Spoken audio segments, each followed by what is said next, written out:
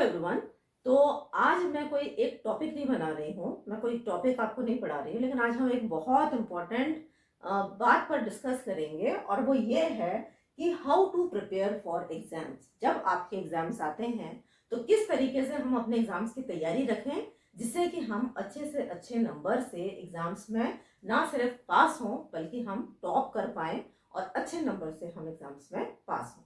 तो ज्यादातर जो बच्चे हैं सबकी एक ही समस्या होती है। पूरा एक साल का आपका कोर्स रहता है और एक साल में पूरा पता नहीं किन चीजों में वो एक साल है वो झट से निकल जाता है और लास्ट में जब 2-3 महीने बचते हैं तब हमारा फिर डर चालू होता है, हम घबराते हैं, एंग्जाइटी होती है, समझ में नहीं आता हम कैसे पढ़ें क्या नहीं पढ़ें, क्या छोड़ें, कैसे याद करें। बहुत सारा कंफ्यूजन बच्चों के दिमाग में होता है और ऐसे में आपको क्या करना है ना। फॉर एग्जाम्पल एग्जाम्स आ रहे हैं, अभी 2-3 महीने हैं आपके पास में एग्जाम्स के, तो आप किन पॉइंट्स को ध्यान में रखकर आप उसकी तैयारी करेंगे, आज हम उसी टॉपिक पर बात करेंगे, है ना। तो जाहिर सी बात है, जब एग्जाम्स आएंगे तो एग्जाम्स में डरना तो जरूरी है और अगर हम डर रहे हैं एग्जाम से तो इसका सिर्फ और सिर्फ एक ही मतलब है और वो ये है कि कहीं ना कहीं हमारी जो तैयारी है उसमें कमी है ना। आपने सुना होगा प्रैक्टिस मेक्स मैन परफेक्ट, है ना। जितनी हम किसी भी चीज की प्रैक्टिस करते हैं उतना ही हमारा जो अंदर से डर है वो खत्म होता है। तो अगर आप डर रहे हैं एग्जाम्स हैं तो एक अच्छी बात तो ये है कि अगर मन में डर है इसका मतलब कहीं ना कहीं आपके अंदर एक ललक है, आप एग्जाम को पास करना चाहते हैं। दूसरा ये है कि आपकी प्रैक्टिस अभी नहीं है जिसकी वजह से आप डर रहे हैं। तो हमको क्या करना है, हमको ज्यादा से ज्यादा प्रैक्टिस करनी है बिफोर द एग्जाम बिगिंस, है ना। अब कुछ ऐसे क्वेश्चंस हैं एग्जाम के पहले बच्चों के मन में आते हैं और वो क्या है। सबसे पहला, व्हाट टू स्टडी। हमको समझ में नहीं आता कि हम क्या पढ़ें और क्या छोड़ें। दूसरा, वेयर टू स्टडी। हमको पढ़ना है तो हम कहाँ से पढ़ें, हमारा जो भी सिलेबस है, जो भी हमारा करिकुलम है, जो भी चीजें हमें पढ़नी है तो हम उनको क्या किताबों से पढ़ें या हम कोई गूगल से पढ़ें या हम कोई वीडियोस देखें। तो बड़ा कंफ्यूजन रहता है कि हम इनको कहाँ से इन टॉपिक्स को पढ़ें। तीसरा है हाउ मच टू स्टडी, कितना पढ़ना है। और एग्जाम भी एक टेक्निक है ना, एग्जाम पास करना। बहुत सारे हमने ऐसे केसेस देखे हैं, बहुत सारे जो बच्चे हैं, जो बच्चा पूरे साल एग्जाम में रेगुलर है और एग्जाम में वो अपनी जो तैयारी रखे हैं वो तो डेफिनेटली पास होगा, बट समटाइम्स ऐसा भी देखा गया है कि वो बच्चे लास्ट में कुछ ना कुछ ऐसी गलती कर देते हैं और जो स्टूडेंट्स लास्ट मोमेंट पर सीरियस होते हैं, 2-3 महीने पहले वो सीरियस हो गए और उन्होंने बहुत अच्छे से पूरा मन लगाकर 2-3 महीने अपने दे दिए, तो वो बहुत अच्छे नंबरों से पास हो जाते हैं, है ना। तो ये देखें आप, जो एग्जाम पास करना एक टेक्निक है, अगर आप उस टेक्निक को फॉलो करेंगे definitely you will score good marks in the exam, ठीक है। अब हाउ मच टू स्टडी, कितना पढ़ना है हमको, ये भी हमको समझना जरूरी है। और चौथा है कि कैसे पढ़ना है, हाउ टू स्टडी। तो हम एक एक करके इस पे बात करेंगे। सबसे पहले हम देखते हैं what to study.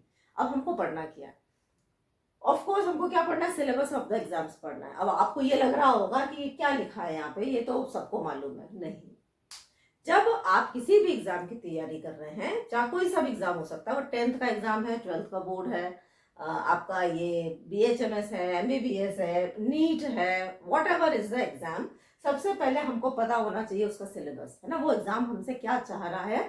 Her examination का, हर कोर्स का एक सिलेबस होता है, वो सिलेबस आपके पास में होना चाहिए, ठीक है। अब वेयर टू स्टडी, कहाँ से पढ़ें। अब ये बड़ा एक कंफ्यूजन है क्योंकि आजकल जो मोर इन्फॉर्मेशन है ना, गूगल भी है, बुक्स भी हैं, टीचर्स भी पढ़ा रहे हैं, नोट्स भी हैं, बहुत सारी गाइड्स भी आती हैं ऐसी छोटी छोटी जिनमें इंपॉर्टेंट चीजें रहती हैं, तो हम कहाँ से पढ़ें। तो पहली चीज तो ये है, मेरा तो ये कहना है कि बुक्स से जब आप पढ़ते हैं तो एक्चुअली में तो जो बुक्स हैं वो बहुत बड़ी होती हैं और बहुत सारा उसमें जो डिटेल में वो चीजें होती हैं, उतना आप एग्जाम के समय याद नहीं रख सकते। कितना भी अच्छा स्टूडेंट होगा, कितना भी इंटेलिजेंट स्टूडेंट होगा, इतना सारा जब सिलेबस होता है, और एक सब्जेक्ट थोड़ी है, बहुत सारे सब्जेक्ट हैं, तो वो आपके लिए इट इज वेरी डिफिकल्ट कि लास्ट मोमेंट तक आप उतना आप दिमाग में रखें, तो सबसे अच्छा तरीका तो होता है प्रिपरेशन ऑफ नोट्स, है ना। नोट्स आप इतनी बड़ी जो मोटी बुक है वो आपकी इतनी छोटी से आपके नोट्स के अंदर कवर हो जाएगी। तो नोट्स जब आप बनाते हैं, और नोट्स का मतलब ये नहीं होता है कि आपने इधर से उधर से ले लिया, जब आप खुद बैठकर नोट्स बनाते हैं तो that is the best method to study. Notes आपके जो पूरा करिकुलम है, सिलेबस को क्या कर देते हैं, ये कंसाइज कर देते हैं, है ना। तो नोट्स के क्या फायदे हैं? पहली चीज तो ये है कि जब आपने इतनी मोटी बुक का आपने इतना कर लिया, तो अब आप जब बार बार पढ़ेंगे और उसी को पढ़ेंगे तो वो जो पेजेस हैं वो आपके दिमाग में क्या हो जाएंगे, छप जाएंगे। जब एग्जाम आएगा तो जो क्वेश्चन पूछा है बिल्कुल आपके सामने माइंड में वो पेज आपका खुल जाएगा, and you can very easily right बिना कंफ्यूजन के। अब अगर आप बुक से पढ़ोगे तो क्या है, अब बुक में तो सब चीजें बहुत डिटेल्ड होती हैं, तो बुक से ज्यादातर जो स्टूडेंट्स पढ़ते हैं, मैंने देखा वो क्या करते हैं, इंपॉर्टेंट चीजों को वो अंडरलाइन कर लेते हैं। ओके चलो ठीक है, कर लिया आपने। अब आप जब हर बार उस को पढ़ोगे तो कहीं 2 लाइन वहां लिखी हैं, फिर कहीं यहाँ लिखी हैं, फिर कहीं और लिखी हैं, तो आप ये सोचो ना कि आपके ब्रेन के अंदर वो जो भी टॉपिक है वो कितना हैप्पीजर्ड वे में आपके माइंड में होगा। और जब आप बहुत सारा पढ़ लोगे तो आपको याद ही नहीं रहेगा कि कौन सी चीज हमने कहाँ से पढ़ी और कौन सी हमने कहाँ से छोड़ दी। तो जो नोट्स है, it is a very good method. Notes जब आप बनाते हैं, आपके खुद के नोट्स होते हैं, तो एक तो जब आप बनाते हैं व्हेन यू राइट, तो आधी चीजें तो आपको वही याद हो जाती हैं because they are in your writing, है ना। और जब हम लिखते हैं किसी चीज को तो हम ज्यादा अच्छे से मेमोराइज कर सकते हैं। नोट्स हैं तो वेल एंड गुड, ये तरीका है। लेकिन आप अब जब 2-3 महीने बचे हैं तो मैं आपको नहीं बोलूंगी, अब ये सलाह नहीं दूंगी कि आप नोट्स बनाएं। अब आप रेडीमेड नोट्स जो भी हैं वहीं से आप अपनी पढ़ाई चालू करें। लेकिन अगर आप स्टार्टिंग में हैं, अभी आपका सिलेबस स्टार्ट हुआ है, तो उस कंडीशन में सतर्क हो जाए और अपने नोट्स को जरूर बनाएं। नोट्स से बहुत अच्छी पढ़ाई होती है, बहुत अच्छी तरीके से आप चीजों को समझते हैं, कम टाइम लगता है आपका। हर बार आप इतनी सी बुक पढ़ोगे और you will have very less time उसको आप पढ़ने के लिए, ठीक है। तो हमारी कंसाइज स्टडी होती है ना। अब हाउ मच टू स्टडी, अब कितना आपको पढ़ना है ये बताएगा आपका एग्जाम का पैटर्न। आपका क्या एग्जाम, आपका जो एग्जाम है वो आपसे क्या चाहता है, पहले आप इस चीज को समझे, है ना। तो आपको क्या करना पड़ेगा, आपको अपने एग्जाम के पैटर्न को समझना पड़ेगा। अब एग्जाम कैसा होगा, देखो एग्जाम्स में किस तरीके के क्वेश्चंस आते हैं, पहले आप इस चीज को समझिए, है ना। अब एग्जाम्स में एमसीक्यू हो सकते हैं, मल्टीपल चॉइस क्वेश्चन, ज्यादातर 1 नंबर के होते हैं, ठीक है। वेरी शॉर्ट आंसर क्वेश्चन, है ना, ये 2 नंबर या 3 नंबर के होते हैं डिपेंडिंग अपॉन, ये 1 नंबर का हो गया। शॉर्ट आंसर क्वेश्चन ज्यादातर 5 नंबर के होते हैं, और जो लॉन्ग आंसर क्वेश्चन है ये 10 या फिर 15 नंबर का होता है ना, डिपेंडिंग अपॉन आपका जो करिकुलम है उस हिसाब से आप इसको देख लीजिएगा, ठीक है। तो हमको अगर एमसीक्यू ही पूछे जा रहे हैं, जैसे कि नीट है, तो उसमें फिर जो पढ़ाई का तरीका अलग हो जाएगा। आपको जितने ज्यादा एमसीक्यूज आप सॉल्व कर सकते हैं, जितना ज्यादा आप क्वेश्चंस लगाएंगे, उतने ही ज्यादा अच्छे नंबर आप पाएंगे, ठीक है। तो यहाँ पर जो short answer question, long answer question है, आपको पता पड़ गया। तो अगर आप ये देखेंगे कि जो लॉन्गेस्ट क्वेश्चन है वो आपसे कितने नंबर में पूछा जा रहा है, 10 नंबर या फिर 15 मार्क्स का है, तो आपको फिर क्या करना है, लॉन्ग क्वेश्चंस को सिलेक्ट करना है और उनको उतने नंबर का आपको आना चाहिए, है ना, लॉन्ग आंसर। और जो शॉर्ट आंसर क्वेश्चंस में पूछे जाते हैं तो उनको फिर आपको शॉर्ट में आपको उनको पढ़ना है, ठीक है। तो आपको एग्जाम का पैटर्न मालूम होना चाहिए। पता पड़ा कि आपके लॉन्ग क्वेश्चन आंसर आ रहे हैं और आप बिल्कुल 1-1, 2-2 नंबर के हिसाब से चीजों को तैयार कर रहे हैं, तो अगर ऐसा होगा तो फिर यहाँ पे ये फिर गड़बड़ हो जाएगी, ठीक है। अब हाउ टू स्टडी, सबसे इंपॉर्टेंट, कैसे हम हमारे सिलेबस को हम पढ़ें। तो पहला है स्टडी मल्टीपल सब्जेक्ट्स, है ना। अब आपका जब एग्जाम हो रहा है तो ऐसा तो होगा नहीं कि एक ही सब्जेक्ट का एग्जाम है, आपके 3-4-5 सब्जेक्ट होंगे जिसको आपको पास करना है। तो हमेशा मल्टीपल सब्जेक्ट्स को एक साथ लेके चले। कई स्टूडेंट्स क्या करते हैं कि एक सब्जेक्ट है, वो सुबह से चालू हुए और वो रात तक उसी सब्जेक्ट में लगे हुए हैं, है ना। इसमें प्रॉब्लम क्या है, प्रॉब्लम इसमें यह है कि जब आप एक ही सब्जेक्ट को पढ़ते रहते हैं तो इट बिकम्स वेरी मोनोटोनस, है ना, बहुत मोनोटोनस हो जाता है, वो बोरिंग हो जाता है, आपकी एफिशिएंसी को वो कम करता है। इसके बदले में अगर आप ऐसा कर सकते हैं कि आपने 2 सब्जेक्ट ले लिए, एक डिफिकल्ट सब्जेक्ट ले लिया, उसके साथ में एक थोड़ा इजी वाला ले लिया, या फिर एक बोरिंग सब्जेक्ट ले लिया, उसके साथ में एक आपको जो इंटरेस्टिंग लगता है वो सब्जेक्ट ले लिया। तो जब आप ये 2-3 सब्जेक्ट को लेते हैं तो ना सिर्फ वो आपकी एफिशिएंसी बढ़ती है, आप बोर हो रहे हैं तुरंत आप उस सब्जेक्ट को बंद कर दें, दूसरा सब्जेक्ट उठा लो, you will increase your efficiency. तो आपकी एफिशिएंसी बढ़ेगी। और जब आप 2 सब्जेक्ट या 3 सब्जेक्ट जब आप एक साथ पढ़ेंगे तो क्या होगा, ये आपका जो कॉन्फिडेंस है ना, अगर आप एक ही पढ़ते रहोगे तो आपने देखा होगा आपको दूसरे सब्जेक्ट का टेंशन होने लगता है। तो ऐसा नहीं होगा, तो आपका कॉन्फिडेंस भी बढ़ेगा, आपका कोर्स भी जल्दी चलेगा और आपकी एफिशिएंसी भी बढ़ जाएगी। ठीक है, तो आपको 2-3 सब्जेक्ट को एक साथ पढ़ना है। एक साथ पढ़ने का मतलब ये हो गया कि एक दिन में आप ऐसा भी कर सकते हैं कि आपने 2 सब्जेक्ट, आज आपने कोई 2 सब्जेक्ट ले लिए, कल आपने फिर कोई 2 सब्जेक्ट ले लिए। तो इस तरीके से आपको सारे जो टॉप आपके जो सब्जेक्ट्स हैं उनको भी आपको कवर करना है। ठीक है, अब मेक अ टाइम टेबल। अब टाइम टेबल के बिना तो, अगर आपका कोई टाइम टेबल नहीं है, ना आपके उठने का टाइम है, ना आपके सोने का टाइम है, ना आपके खाने पीने का टाइम है, तो डिसिप्लिन के बिना तो भूल जाइए आप कि आप कोई भी एग्जाम पास करेंगे। तो डिसिप्लिन तो आपको ये 2-3 महीने आपके पास में है, तो आपको अगर पास होना है, अच्छे नंबरों से पास होना है, तो डिसिप्लिन तो आपको लाना पड़ेगा। और पढ़ाई का एक आप टाइम निर्धारित करें। मेरे हिसाब से तो 10 से 12 घंटे जो नॉर्मल उसके लिए, और अगर कॉम्पिटेटिव एग्जाम है तो उसमें फिर और मेहनत लगेगी। तो आप अपना शेड्यूल बनाएं, और ये 10 से 12 घंटे भी अभी किसके हिसाब से बनाएंगे, depending upon your marks of the paper, है ना। कुछ सब्जेक्ट्स होते हैं जिनमें ज्यादा मार्क्स के होते हैं, है ना, जैसे 200 मार्क्स का पेपर होता है, पेपर 1 पेपर 2। कुछ सब्जेक्ट्स होते हैं जिसमें कि सिर्फ आपका 100 मार्क्स का पेपर है।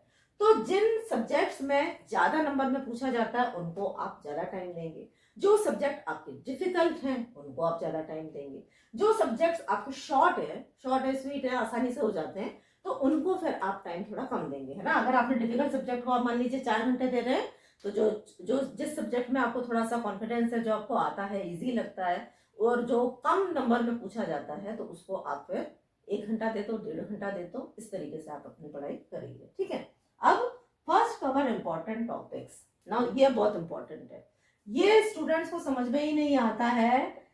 किताब उठा लेते हैं एग्जाम के समय में और एक तरफ से पढ़ना चालू कर दिया, कभी एग्जाम पास नहीं कर पाओगे। Exam is a tactics. एक इंटेलिजेंट स्टूडेंट भी अगर उसने सही स्ट्रेटजी को फॉलो नहीं किया तो वो रह जाता है, और एक वीक स्टूडेंट जिसके अंदर थोड़ी सी उसने बुद्धि लगा ली और उसने स्ट्रेटजी को अपनाया, वो बहुत अच्छे नंबर से पास हो जाता है। ऐसा हम देखते हैं, है ना। तो इंपॉर्टेंट टॉपिक्स को स्टडी करना है। अब ये जो इंपॉर्टेंट टॉपिक्स हैं ये मिलेंगे कहाँ से, ऑफ कोर्स कहाँ से मिलेंगे, प्रीवियस ईयर क्वेश्चन पेपर।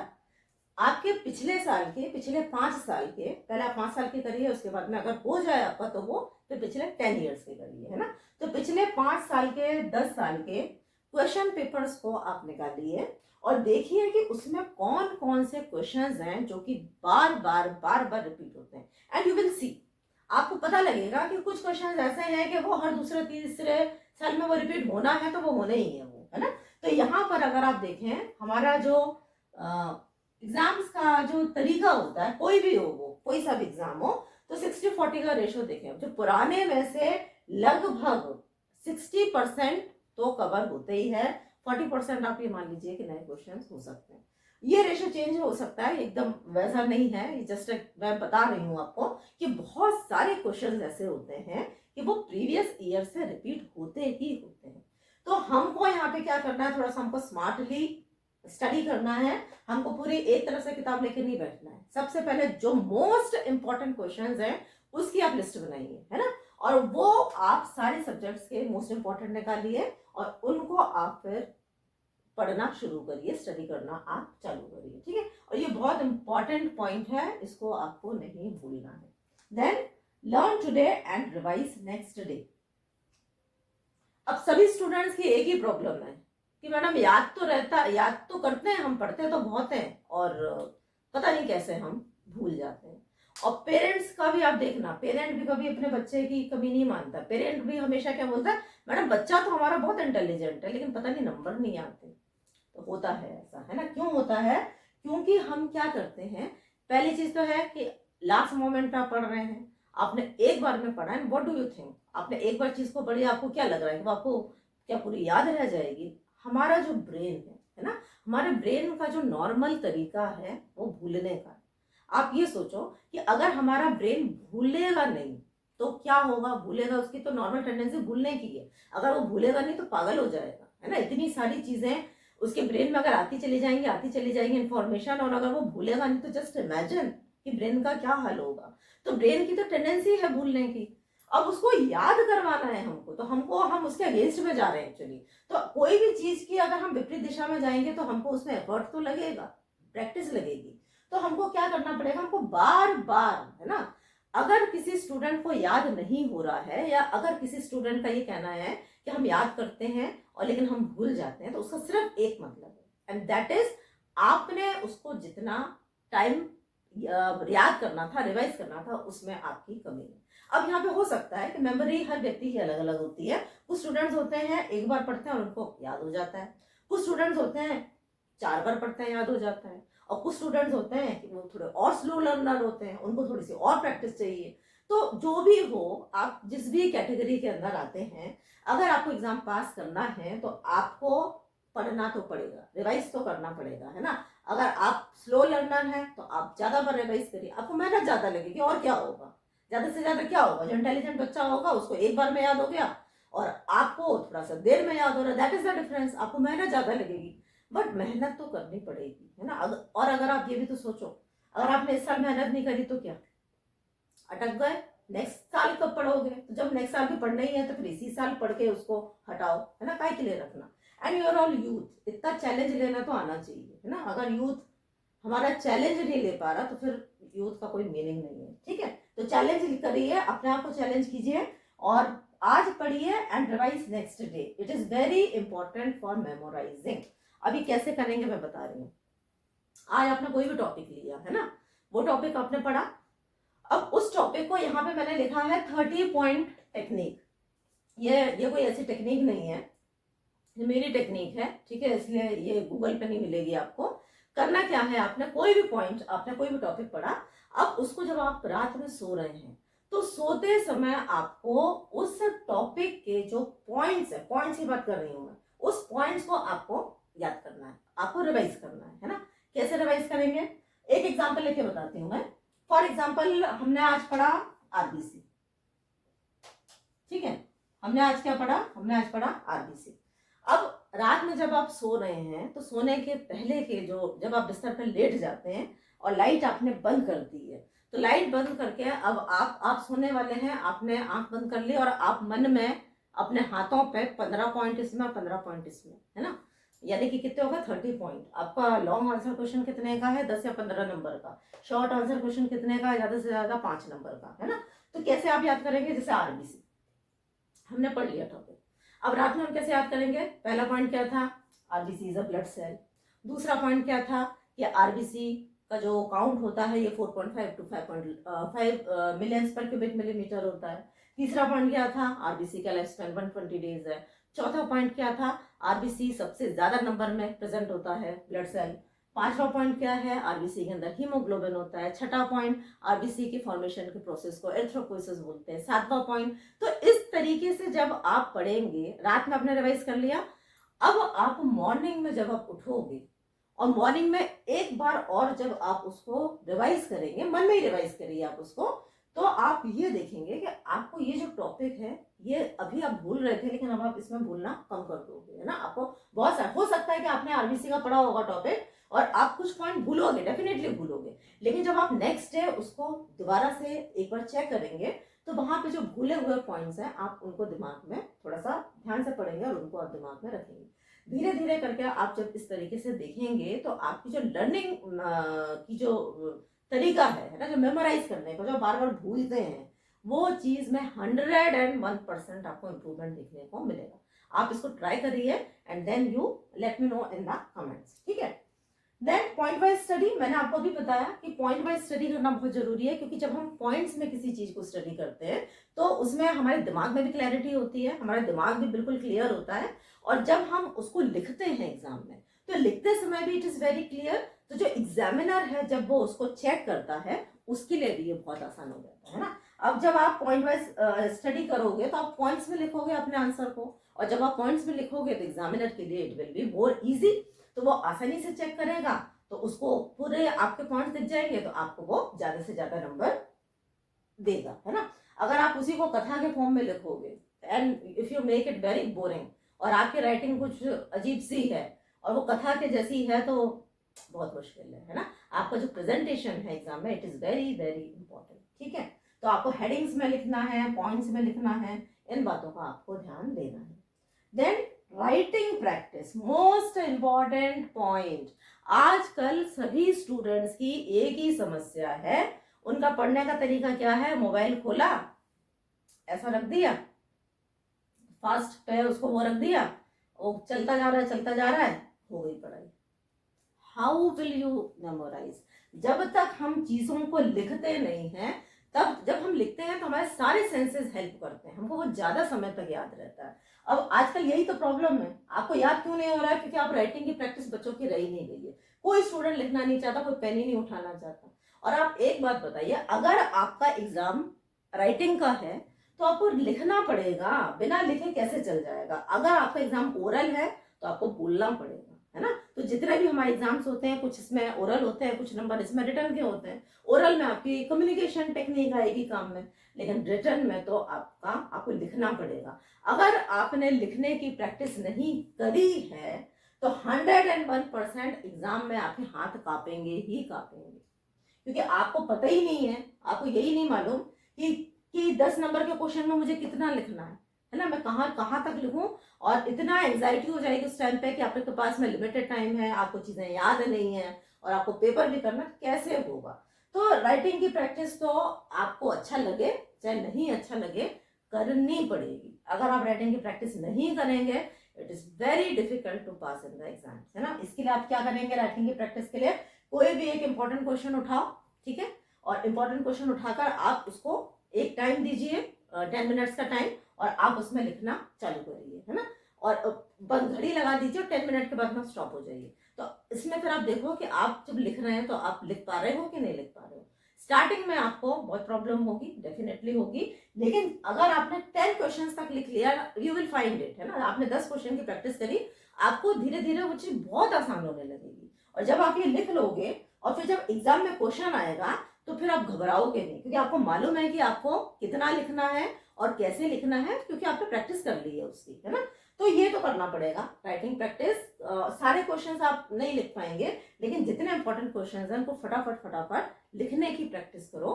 कुछ क्वेश्चंस तो लिखने की प्रैक्टिस करो, है ना, लिखने के बिना तो बहुत मुश्किल है, ठीक है।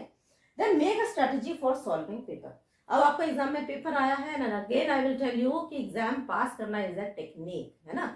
कईयों बार इंटेलिजेंट स्टूडेंट कुछ ऐसी गड़बड़ी कर देते हैं अगर उनकी टेक्निक ठीक नहीं है, और कईयों बार जो ऐसा स्टूडेंट है जो वीक स्टूडेंट है, अगर उसने सही तरीके से स्ट्रेटेजी फॉलो किया है, वो अच्छे नंबरों से पास हो जाता है। तो कई बार तो हम खुद ही आश्चर्यचकित हो जाते हैं कि हमें लगता है कि कैसे बच्चे ने कर लिया, बट कर लेते हैं, है ना। तो क्या है, क्या स्ट्रेटेजी फॉलो करनी है आपको, solving the paper, make a strategy for solving the paper, है ना। फॉर एक एग्जाम्पल मैं ले रही हूँ यहाँ पे, मान लीजिए आपका ये 100 मार्क्स का पेपर है, 10 मार्क्स के आपके एमसीक्यू हैं, 8 मार्क्स के आपके शॉर्ट आंसर क्वेश्चन है और 5 आपके लॉन्ग आंसर क्वेश्चन है ना। तो 50 मार्क्स ये हो गया, 50 मार्क्स का आपका एसक्यू और एमसीक्यू हो गया। तो आपको ये समझना पड़ेगा कि आपके पास में टोटल आवर कितना है, आपके पास में है 3 आवर्स, है ना। पूरा आपके पास में 3 घंटे, या फिर आपका जो भी पेपर है वो आप देख लेना कितने आवर्स का होता है। तो अब आप इसको डिवाइड कर दीजिए, है ना। कितने मार्क्स का डिवाइड कर दिया आपने, 1.5 घंटा, 1.5 घंटे में आपका ये होना चाहिए, 1.5 घंटे में रफली, एकदम फिक्स नहीं है, एक रफ एस्टिमेट होना चाहिए। समटाइम्स स्टूडेंट्स क्या करते हैं कि ये वाला जो पार्ट है, फॉर एग्जांपल, अब इसी में आपने यहाँ पर कितने लगा दिए, 2 घंटे 15 मिनट आपने लगा दीजिए, मान लीजिए, है ना। इसी को आप शॉर्ट आंसर क्वेश्चन में आपने लिमिट ही नहीं किया, लिखते चले गए लिखते चले। अब भैया 5 नंबर में से इंसान आपको, जो भी एग्जामिनर है, 5 थोड़ी दे देगा, फुल में से फुल नहीं आते हैं, 4 नंबर ही देगा, उससे ज्यादा थोड़ी दे देगा कोई, है ना। तो यहाँ पे आपने टाइम वेस्ट किया, डेफिनेटली आपका ये वाला जो भाग है ये बिगड़ना ही है 100%, क्योंकि जब आपने ज्यादा टाइम यहाँ दे दिया, अब आप इसको कॉम्पनसेट तो नहीं कर पाओगे, आप इसमें कहीं ना कहीं आप कटाई करोगे, इंपॉर्टेंट मार्क्स छोड़ोगे, और फिर यहाँ पे फिर उतने नंबर आप नहीं पाओगे। तो जितने नंबर का क्वेश्चन है हमको उतना ही लिखना है, हमको ज़्यादा नहीं लिखना है। जो ज़्यादा नंबर का क्वेश्चन है उसमें हमको ज़्यादा लिखना है ना। तो थोड़ा सा आपको टेक्निक फॉलो करनी पड़ेगी, समझना पड़ेगा, ठीक है। Then make diagram and flow chart for better scoring ना, ये दिस इज वेरी इंपॉर्टेंट है ना। अगर आपकी जो कॉपी है वो बहुत सुंदर दिखनी चाहिए, और सिर्फ सुंदर की बात नहीं है, जो डायग्राम्स हैं दे आर वेरी इंफॉर्मेटिव है ना। तो वो मोनोटोनस नहीं होनी चाहिए, मतलब वो ऐसे कथा जैसी नहीं चलनी चाहिए। तो जहां पे भी नेसेसरी है वहां पे आप क्या बनाएंगे, डायग्राम बनाएंगे, और जहां पे भी नेसेसरी है वहां पे आप फ्लो चार्ट बनाएंगे। बहुत सारी चीजों को आप फ्लो चार्ट से एक्सप्लेन कर सकते हैं। और फ्लो चार्ट आपके जो टाइम को कंज्यूम कम करता है, टाइम आप इसमें बचा लेते हैं फ्लो चार्ट में। दूसरी चीज है कि उसका जो प्रेजेंटेशन है वो बहुत सुंदर दिखता है। और डायग्राम्स आपको बनाने हैं, तो जब आप एग्जाम की तैयारी करें, तो जब मैंने आपको ये बताया कि आप इंपॉर्टेंट टॉपिक्स को निकालोगे, साथ में आप क्या निकालेंगे, आप डायग्राम और फ्लो चार्ट भी निकालेंगे है ना। पूरे आप बुक में से निकालिए कौन कौन से डायग्राम्स हैं, कौन कौन से फ्लो चार्ट हैं, उनकी आपको प्रैक्टिस करनी पड़ेगी। अब डायग्राम में बहुत टाइम वेस्ट नहीं करना है, ठीक है, लेकिन एक presentable diagram with well labelled diagram है ना, बिना लेबलिंग के डायग्राम का कोई मीनिंग नहीं है, ठीक है। तो ये भी हमको करना है, और इससे आप 101% बेटर स्कोर करोगे। आप ऐसे सोचो ना, ये लॉन्ग आंसर क्वेश्चन है, ठीक है, इसमें आपने थोड़ा सा लिख दिया, आपने एक दो डायग्राम बना दिए, एक आध फ्लो चार्ट बना दिए, तो आपको क्वेश्चन तो वैसे ही वो हो गया, बन गया ना आपको क्वेश्चन 10 नंबर का, 15 नंबर का। तो इस तरीके से हमको हमारी जो कॉपी है वो सुंदर दिखनी चाहिए, उसके अंदर मैटर होना चाहिए, उसके अंदर फालतू की चीजें, फालतू के पॉइंट्स नहीं होने चाहिए, पॉइंट वाइज और कंसाइज कॉपी आपकी होनी चाहिए, ठीक है। देन एक और important question, attempt all questions. Students कईयों बार पूरा क्वेश्चन ही अटेम्प्ट नहीं करते है ना, कुछ क्वेश्चंस को छोड़ ही देते हैं बिल्कुल। अगर आपको नहीं बन रहा है तो कुछ तो आपको उस टॉपिक के संबंध में आता होगा। फॉर एग्जाम्पल ये आरबीसी है ना, अब आरबीसी की क्वेश्चन पूछ लिया, describe the stages of erythropoiesis पूछ लिया है ना। अब आपको बहुत सारा नहीं आता उसमें, लेकिन कुछ तो आपको आरबीसी से संबंधित आता होगा, ऐसा तो हो नहीं सकता कि बिल्कुल ही नहीं आता होगा। वट एवर यू नो, जितना भी आप मेमोराइज कर सकते हैं, जितना भी आप रिकलेक्ट कर सकते हैं, थोड़ा सा दिमाग पे जोर दीजिए, और थोड़ा बहुत क्वेश्चन को के बारे में आप लिखिए। बिल्कुल ब्लैंक क्वेश्चन को मत छोड़िए है ना, ब्लैंक क्वेश्चन पे नंबरिंग नहीं दी जा सकती है ना। और शायद अगर आप उसमें कुछ 2-3 पॉइंट लिख लें तो मे बी ये एग्जामिनर को अगर वो ठीक लगे तो वो आपको नंबर दे दे, ठीक है। तो ये कुछ इंपॉर्टेंट पॉइंट्स हैं। ये अभी अगर आपके पास में 2-3 महीने का समय है तो बिल्कुल अलर्ट मोड पे आ जाएं। आपको एग्जाम तो पास करना ही है, इस बार नहीं करोगे तो नेक्स्ट टाइम करना है, बच तो वैसे भी नहीं सकते हो। तो फिर क्यों ना हम इसी बार थोड़ा सा सीरियस हो जाएं और हम एग्जाम की तैयारी चालू करें। अब फिजियोलॉजी की हम बात कर रहे हैं, तो फिजियोलॉजी में आपको अभी नोट्स बनाने की आवश्यकता नहीं है, क्योंकि जितने भी टॉपिक्स जो कि इम्पोर्टेंट हैं चैनल पर वो ऑलरेडी अपलोडेड हैं। आप चैनल पेज पर जाइए, प्लेलिस्ट पर जाइए, और जितने भी इम्पोर्टेंट टॉपिक्स हैं वो आपको नोट्स के फॉर्म में ही मिलेंगे। आपको इतनी परेशान होने की जरूरत नहीं है, आपकी परेशानी को मैंने एक तरीके से कम कर दिया है। तो वो नोट्स हैं, बहुत पॉइंट वाइज हैं, अगर आप उतना पढ़ते हैं, अगर आप उतना याद कर रख पाते हैं और लिख पाते हैं एग्जाम में, definitely you will score with very good marks. और जितने भी जो टॉपिक्स हैं, जो वीडियोस हैं, वो बहुत ज़्यादा लंबे नहीं हैं, 15 मिनट का, 20 मिनट का, 10 मिनट का है ना, तो बहुत कंसाइज हैं। अगर आप एक एक करके उनको देखेंगे तो आप बहुत कम टाइम में जो फिजियोलॉजी का सिलेबस है उसको कवर कर पाएंगे। तो आई होप कि आपको आज इस वीडियो से कुछ ना कुछ गाइडलाइन जरूर मिलेगी, कुछ ना कुछ आपको समझ में आया होगा। तो बिल्कुल अब कमर कस लीजिए और एग्जाम्स के लिए आप तैयार हो जाइए, हार्ड वर्क के लिए तैयार हो जाइए, and definitely you will get good marks in the exams. Thanks for watching, all the best.